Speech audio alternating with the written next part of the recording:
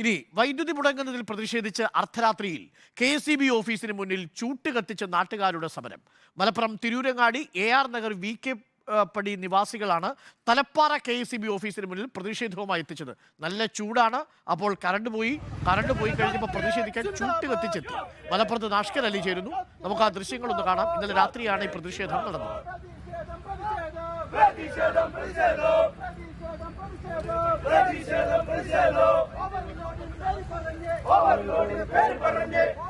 അഷ്കർ അലി ചേരുന്നുണ്ട്. അഷ്കർ അലി, ഇതിൽ കൗതുകകരമായ ഒരു കാര്യം, രാത്രി ചൂട് കാരണം ഫാൻ ഇട്ട് കിടന്നുറങ്ങി, കറണ്ട് പോയി, ഫാൻ ഇല്ലാതായി, ചൂട് കൂടിയപ്പോൾ ഈ ചൂട്ടുകറ്റയും പിടിച്ച് പുറത്തു വന്ന ആൾക്കാരാണ്.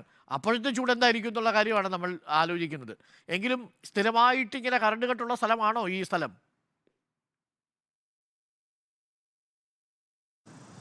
അരുൺ, അത് തന്നെയാണ് പ്രധാനപ്പെട്ട പ്രശ്നം. കാരണം ചൂട് താങ്ങാൻ കഴിയാത്ത ചൂടാണ്. മലപ്പുറത്തും വലിയ തോതിൽ ചൂട് അനുഭവപ്പെടുന്നു.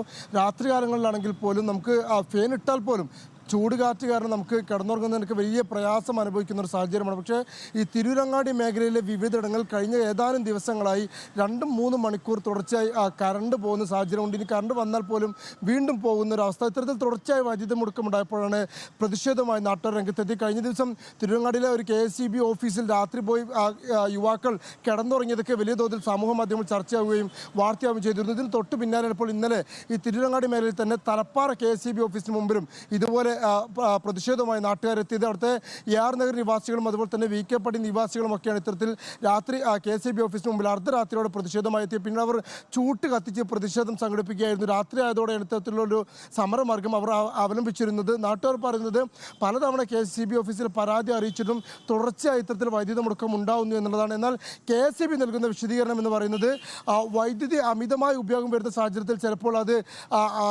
വൈദ്യുതി മുടക്കേണ്ട ഒരു സാഹചര്യം വരുന്നു, അമിതമായ പവർ ഉപയോഗം വരുന്നു എന്നുള്ളതാണ് KSEB ഓഫീസ് അധികൃതർ വിശദീകരണമായി പറഞ്ഞത്. പക്ഷേ നാട്ടുകാരെ സംബന്ധിച്ചിടത്തോളം കനത്ത ചൂടാണ്.